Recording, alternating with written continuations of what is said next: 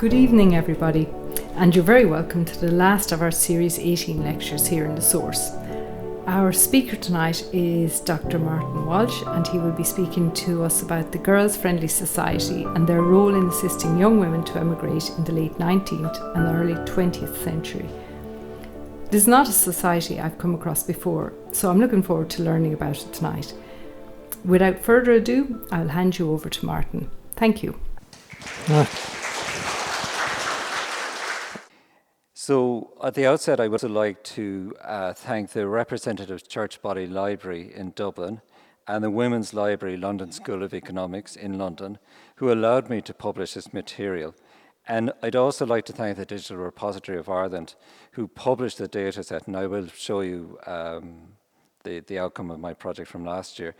So they helped me put it together at the end of last year, and they helped me to make sense of what is an absolutely huge amount of information and to make it more accessible to the general public for those who want to essentially look at their own family history, but also historians and genealogists as well.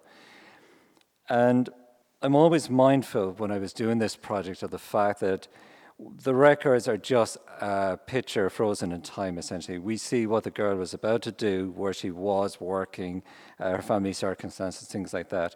But we don't know very much about who she was before that point and what happened to them afterwards, which is just as interesting. So I'm going to give a few examples at the end of women who were either members or associate members, who either lived and were born in Tipperary or worked in Tipperary. Now, it seems that the majority of the records are from Clonmel, so I apologise from the outset that there isn't anybody here from Thurles that I could find. But I thought I'd start off by explaining where the title for this paper comes from.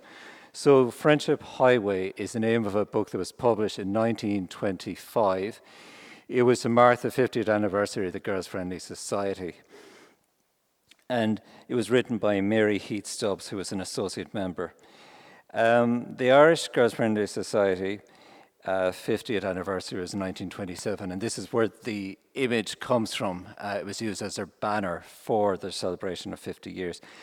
Some of you might know that the society still exists, and it exists today, and it's going to celebrate its 150th anniversary in 2 years' time.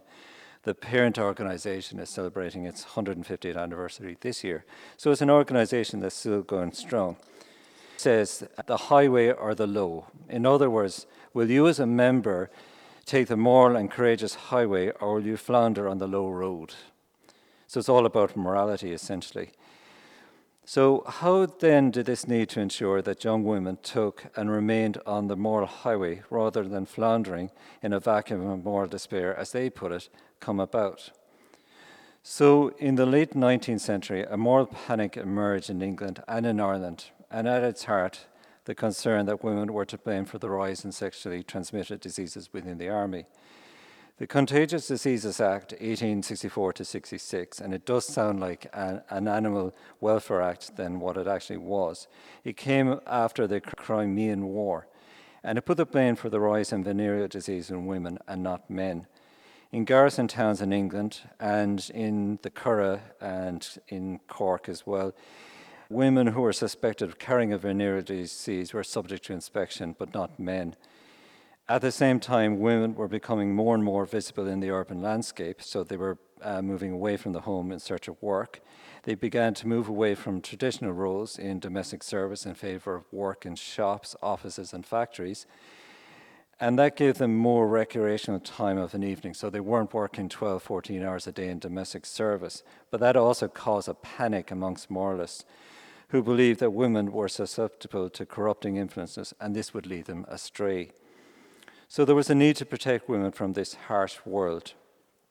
And eventually those CD Acts, or the Contagious Diseases Acts, were repealed in 1885.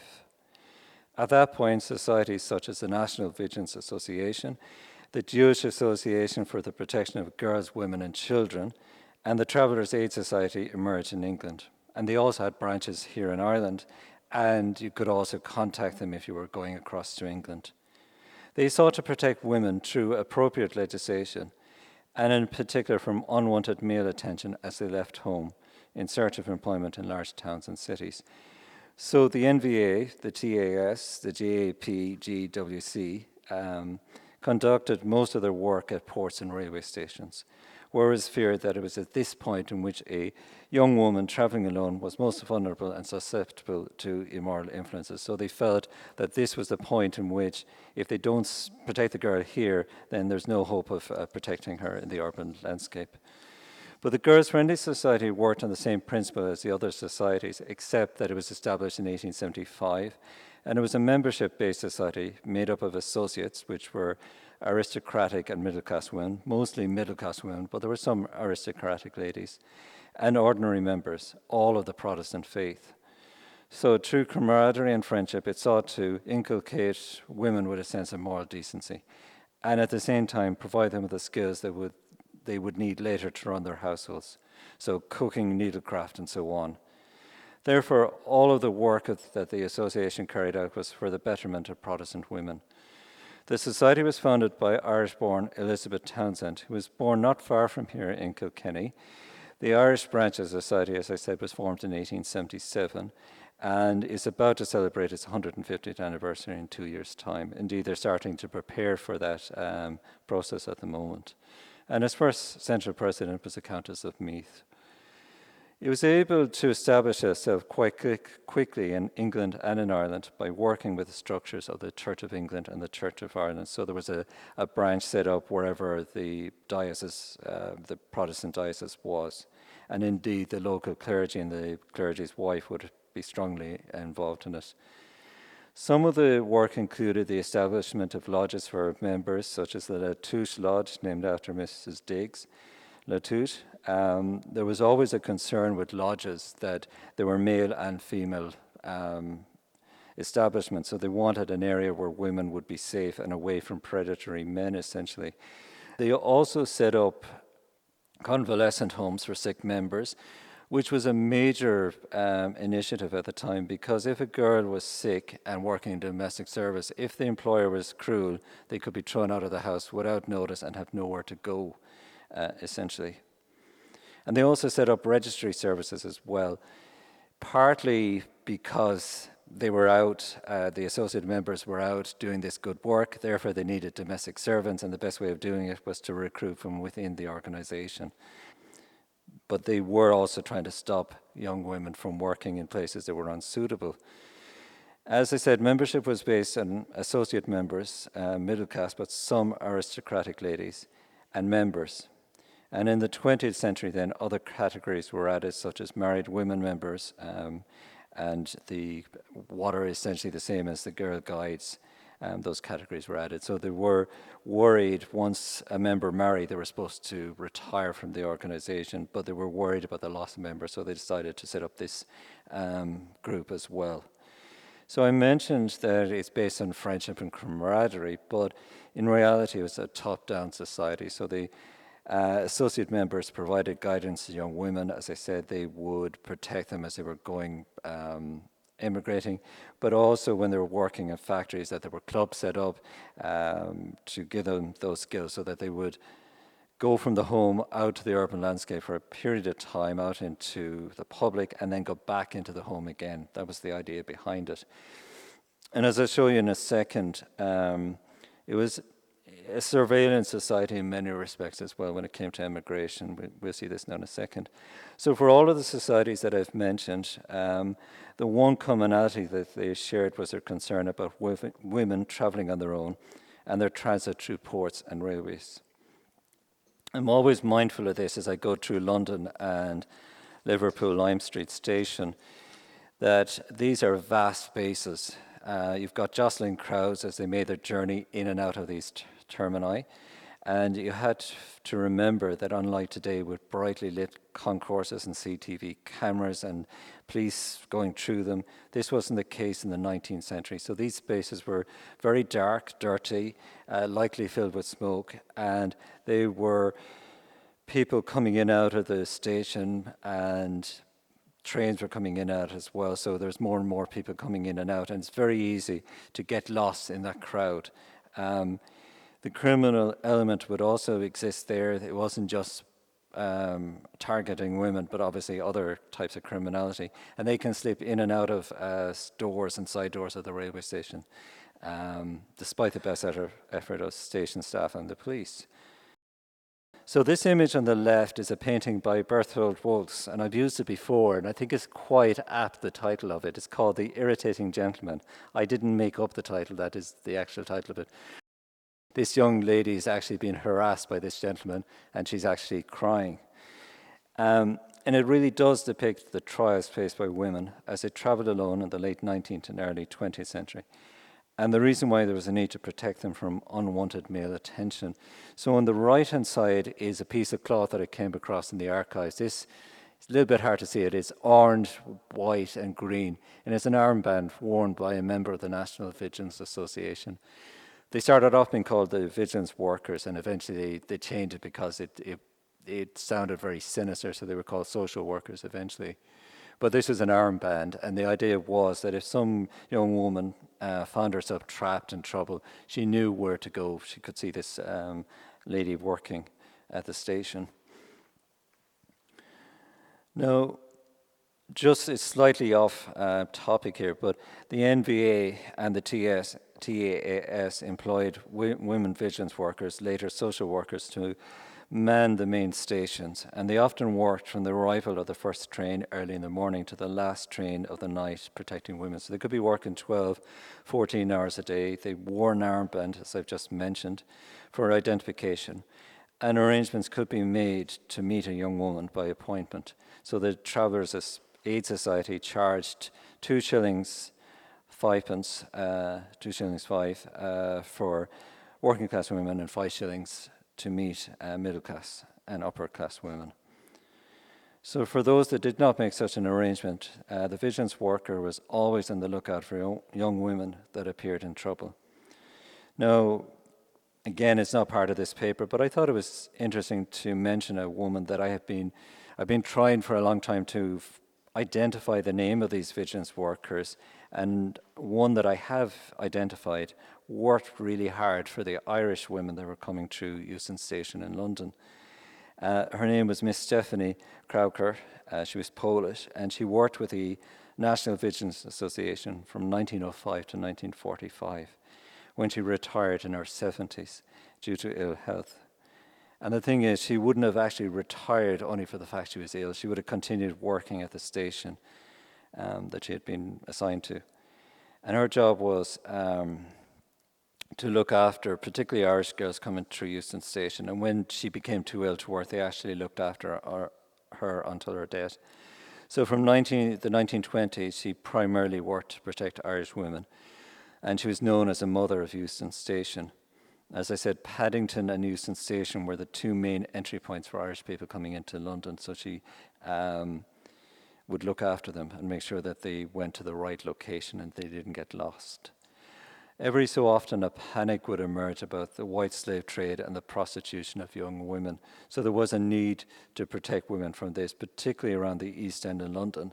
And this is where the Jewish Society, that I just mentioned a minute ago, sought to protect women. But what's interesting is they didn't employ women at the East End docks. They felt it was too dangerous for women. So they actually employed men to look after the women, which is kind of counterproductive if you think about it. They're not meant to talk to men, but yet this is the gentleman that's going to be there looking after them.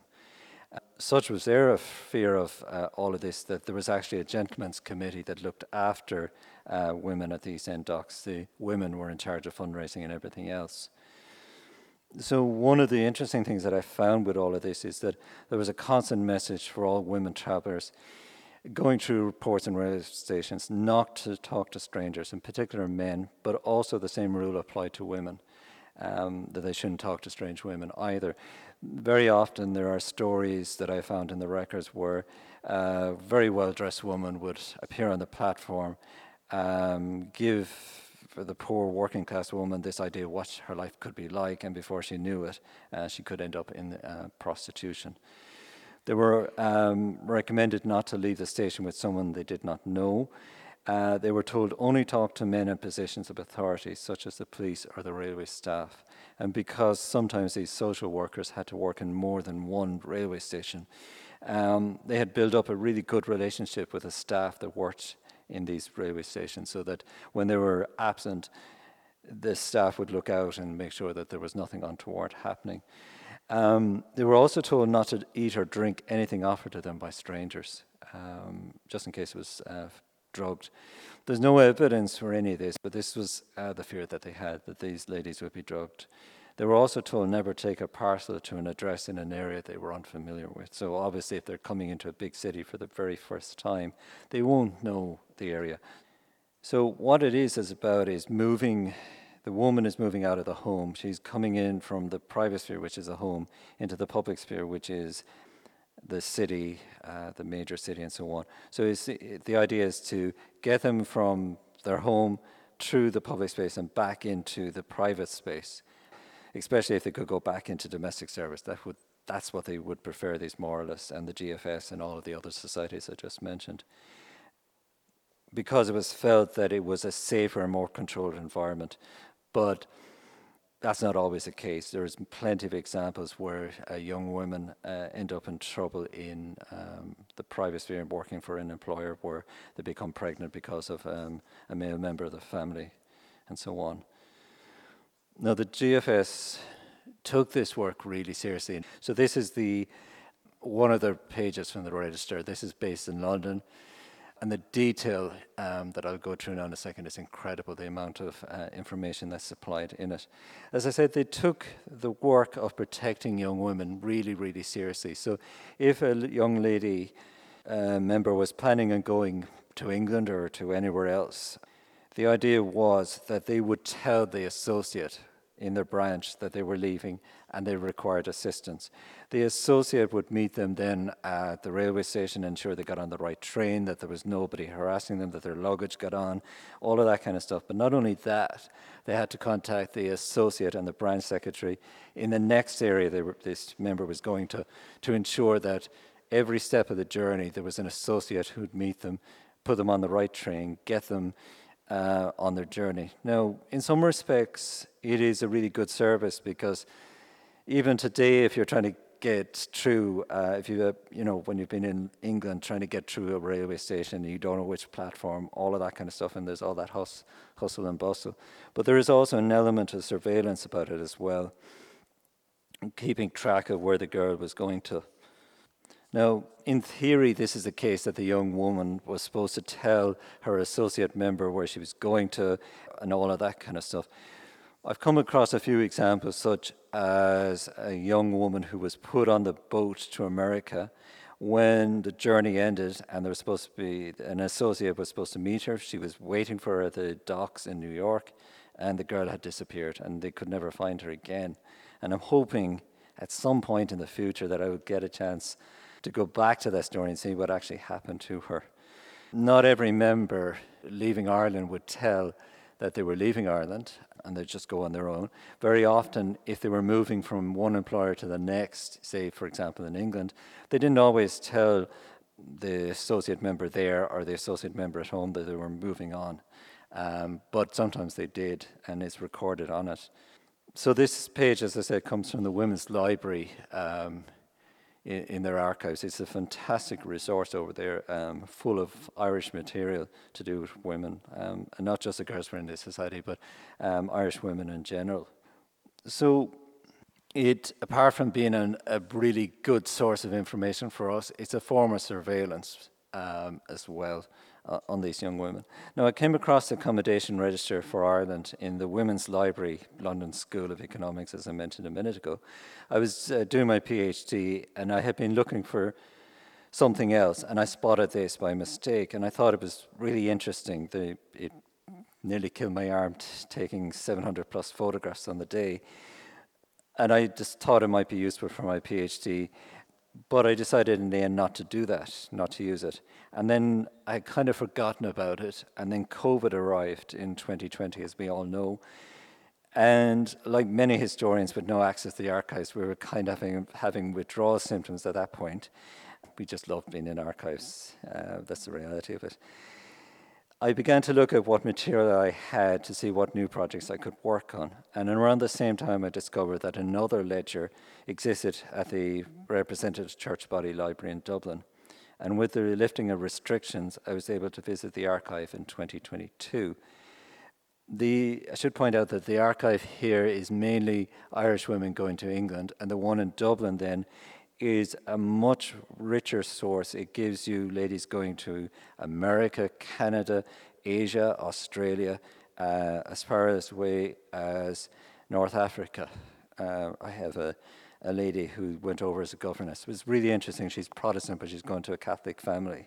You wouldn't think much of it today, but back then it's quite significant that they were willing to hire her. One of the interesting things about Australia, I'm not sure if you're aware of the assisted emigration programs that existed at the end of the 19th century. So there was a lady called Mrs. Joyce who would take up to 10 women at a time on the journey to Australia. The journey takes about 3 months, so they need somebody to protect these women as they're going across. In places like Townsville, and there's quite a number of entries for Townsville and women going over there, they were trying to readdress the gender balance. There was too many men and not enough women. So these women are really pioneers in many respects, that they're willing to take that risk and go across to a country and leave their family behind. But they needed somebody to also help them get on the boat, get off the boat, and all of that kind of stuff, and to protect them there in an all-male company. So it became clear to me that the two registers were a treasure trove of information on young Protestant women from Ireland. And we tend as historians to kind of focus on Catholic women and their immigration, but not so much on the Protestant women. And I think that's significant, and I think it's important to address that balance, and that's what this project was about. So, as I said, there are a group of women that are often ignored when we research Irish women of the 19th and 20th century. So I wanted to create a database that could be fully accessible to historians, to genealogists, and also just the general public as well, that if they're trying to find that missing link in their family's history, that this is something that could help them with that process. Maybe identify something they hadn't known about that person, add an extra layer essentially. But what it provides is the woman's name, their address. Sometimes it gives the age of the person. Are they baptized? Are they confirmed? When they were admitted as members of the organization, and that's really important. Is their membership current? And if their membership isn't current, then they're not going to be held. So we see a lot of the entries where the membership is literally renewed days before they actually apply for assistance. It provides information on the home associate, the member's branch and diocese, their new address, so where are they going to? And that can give you clues to what they're about to get up to next. Their new associate's name and address, who's going to look after them when they get across to their final destination. Their new branch and diocese, the branch secretary's name and address, when the application was sent and when it was acknowledged. And what is really telling about all of this is down here at the very end, there's a remarks column. These are pre-printed forms, but it's a remarks column. And it really can tell you a lot about what the society and the particular branch thought of the woman, but also it provided clues for the next member, associate member looking after this member. There was coded clues within it to try and help these women to understand. So you get additional information such as she comes from a respectable home. She goes to Sunday school. That means she's a respectable person. Is from an old family, which means you're never going to have trouble from them. On occasion, you get comments such as she is willful. And other terms like this that give the new associate an understanding of what they might have to deal with when this girl arrives.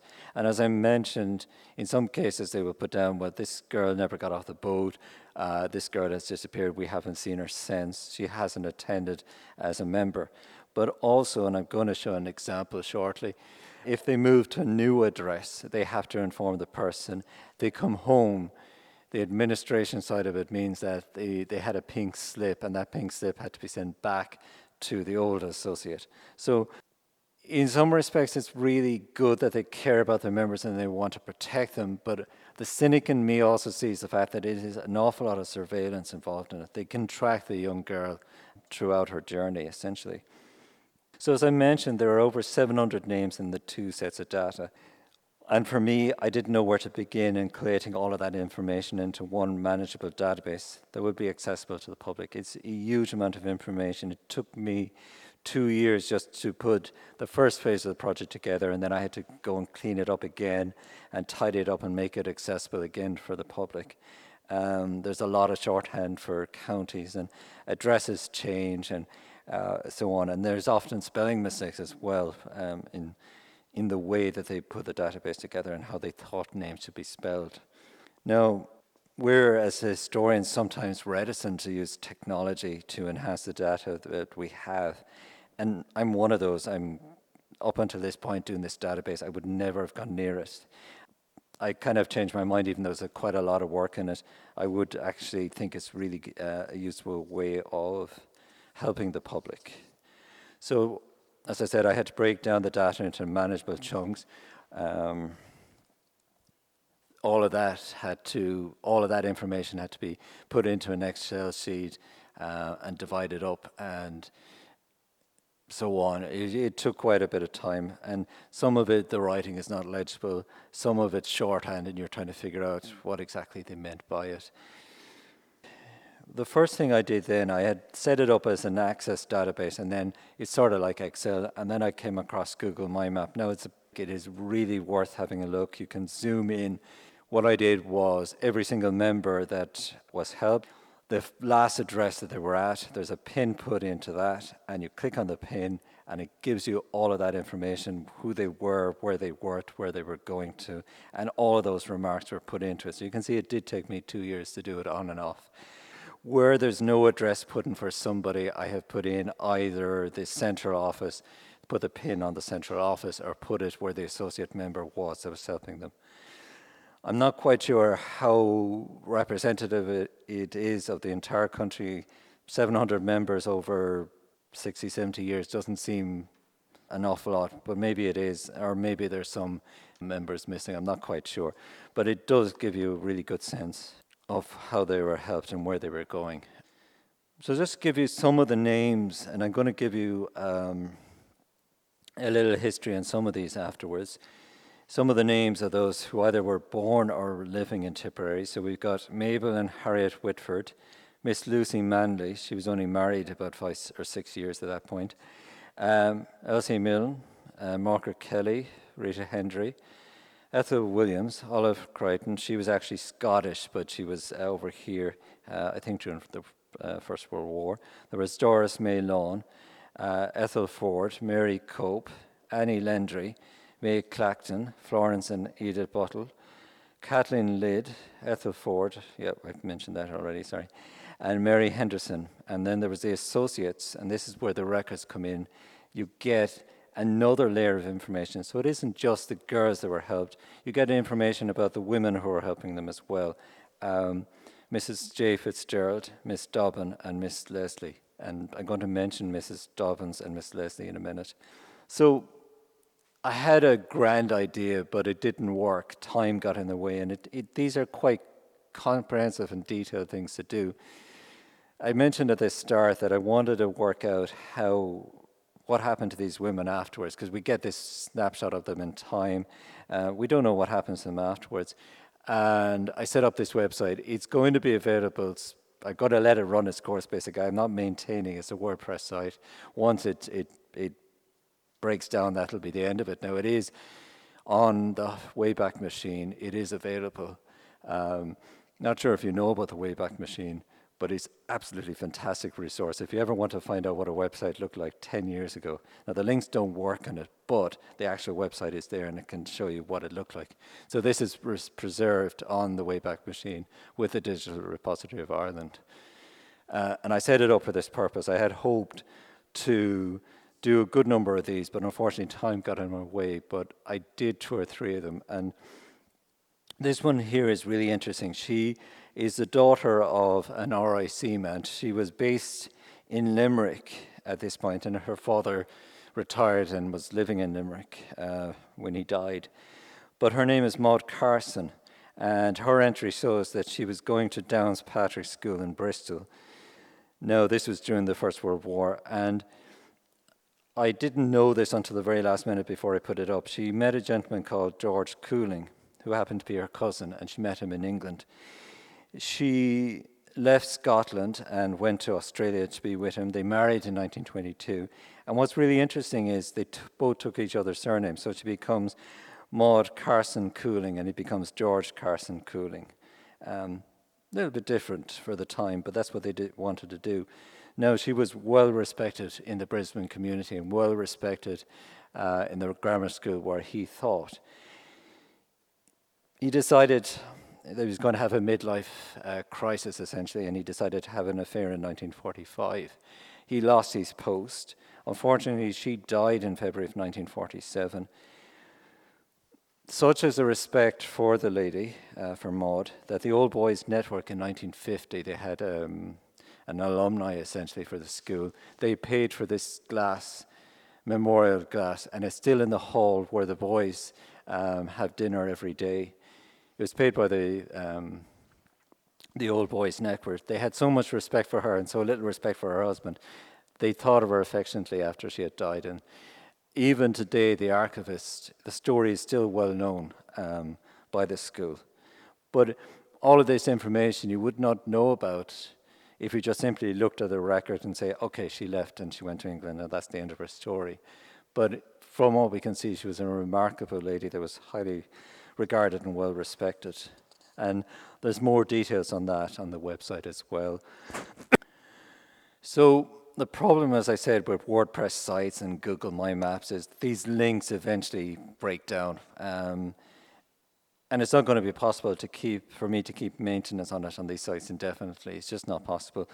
But I was fortunate last year that the DRI were setting up a project, essentially. It was a pilot project to help people to set up all of that metadata, and that's the background information to projects and things like that. And all of this now is preserved on an Excel sheet. I had to transfer it back to an Excel sheet. Took me another 6 months to tidy it all up and clean it up and everything else that goes into it. But it's now available on the DRI website. And ignoring my project is well worth a look at this DRI, Digital Repository of Ireland website. There's absolutely everything in there. So again, this is a little bit hard to say, but I'll give you an example of this lady in a second. But this is all the information about her, and it goes from 2-3 years after she has left her first employment in England. All of this information is put in. And again, I had to take all of that and put it in a separate section of the Excel sheet. So I thought I'd just to kind of round things up, give you a couple of examples of ladies who were helped. The first one, unfortunately, is a sad one. It's Elsie Milne that I mentioned a minute ago. So her record dated from February of 1918, and it states that she's an excellent girl, despite being 27 years of age at that point. She was being met by associates in both countries as she went to England for hospital treatment, and she was being assisted by a Mrs. Vaughan Jones, of Myrtlebury, West End Avenue, Pinner in Middlesex. Now, not a lot is known about her family. Her mother was a widow in the 1911 census, and she had at least 2 other siblings. Sadly, it seems that the treatment did not work, as she died from cancer at Hume Hospital on the 27th of August 1921. So, looking at just the Irish genealogy website, which I presume most of you would be aware of, you would have not known of the early treatment. You would just have known that she had died of cancer. But obviously, they tried to sort the problem. It didn't work, and sadly she died about 3 years later. But where it gets interesting with all of these records is the fact that who she's been met, Kathleen Vaughan Jones. She worked as the Immigration Secretary for another immigration society called the Overseas Settlement of British Women. So British women who were settling in British colonies across the globe, they would help these women. And presumably at the stage of her Irish as well, you would have been helped. Again, as I said, it's a little bit difficult to see it, but this is Elizabeth Ann Hatnett, and she was born in 4th of October 1892 to Joseph and Ellen Nee-Smith. So this information is got from the record, and then I supplemented it by looking for the rest of the history on her. She was born in Ballacastine, and her father was a gardener. So her entry shows that she was working as a kitchen maid at Deer Park, Dundrum, County Tipperary. She was recorded as being baptised and confirmed, and a member of the GFS since January of 1911, and had updated her membership in July of 1912. Her home associate was Lady Charlotte Stoppard, and her home branch was in Kiltanall, and her home diocese was Ferns. Her application to her home associate was sent on the 2nd of January 1913 and acknowledged a day later. So she was going to a new employer called Lady Catherine Milnes Gaskell at Torrance House, Wakefield, Yorkshire. Now, this was a substantial home that was unfortunately destroyed by fire in 1951. 2 years before Elizabeth arrived at the house, the 1911 census shows there were 15 indoor staff looking after 3 members of the Gaskell family, so they were more than well looked after. Interestingly, the kitchen maid, whom I'm assuming Elizabeth replaced, was Irish-born Suzanne Wilkes from Kilmorey in County Clare. The associate who met her when she arrived in Yorkshire was Miss E. Langhorne of 9 Wentworth Terrace, Wakefield, Yorkshire. And she was also the branch secretary and who looked after her new membership, and her membership was transferred from Ireland to Wakefield. Now, a new entry in her record shows that she changed address in September of 1915, approximately. She went to a Mrs. Crawford at Brooksford Lodge, Doveridge, Derbyshire. Brooksford Hall was only built in 1893 and is a mile from the village of Doveridge. So it was relatively new when Elizabeth arrived, and it remained a home until 1942 when it became a school, and remained so until 1994 when it converted into apartments. So you see, you can go down these rabbit warrens looking for information. At Brockford Hall, Doveridge, her new family were the Crawford family, and they had literally changed their name by royal license in 1909, so they were kind of newly minted. And he was the magistrate for Derbyshire. And he was born, his name was Charles William Jervis, and he was born in 1846. So as I said, you get so much detail into it. It doesn't look like it when you're looking at it, but there's quite a lot when you start unpicking it. Unfortunately, her employer died in March of 1918. And while the house went up for sale, it seems that it wasn't sold and it was leased. And that suggests she stayed there until at least 1920. The next record I have for her then is that she came back to Ireland in February of 1920 and married Thomas Wilfred Shaw, who was 31 and a general servant from Derveridge near Derby. And his father, Bertram, was a farmer and blacksmith. So they married on the 10th of February 1920 at the parish church of Ballintemple. So it would seem that at some point during her time at Broxford Hall, she met Thomas, they fell in love and they got married. They had 3 children that I've been able to find, and they lived at a place called Snelston in Derbyshire, which is about a mile away from her previous employer. Unfortunately, which is a case for a lot of working class women, I haven't been able to find out very much more about her. I haven't been able to find anything in the newspapers when she died, I have a record for her for 1939, and that her husband is a blacksmith. So you would think in a small village that it would be easy enough to find at least a husband, but unfortunately it seems not. But that it can happen when you're doing research, particularly for working class women. Their stories are not recorded as well. So one of the associates that I mentioned was a Catherine Dobbin. She was born Catherine Shaw McLaughlin in 1859 in Londonderry. Her father was Henry, and her mother, well, I'm not quite sure who she was. She married William Wood Dobbin on the 26th of August 1901. Her father, Henry, was a contractor, and William Wood Dobbin had previously married Emily Josephine Cousin in Ballarat in Victoria, Australia. So he had been a farmer, he had joined the Australian Armed Forces and had served in the South African War before coming back to Ireland. So when she married William, she ended up becoming a stepmother to 3 children.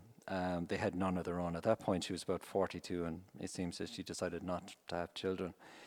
So between 1901 and 1903, he was the governor of Her Majesty's Prison in Waterford, and from 1903, he was transferred to Clonmel.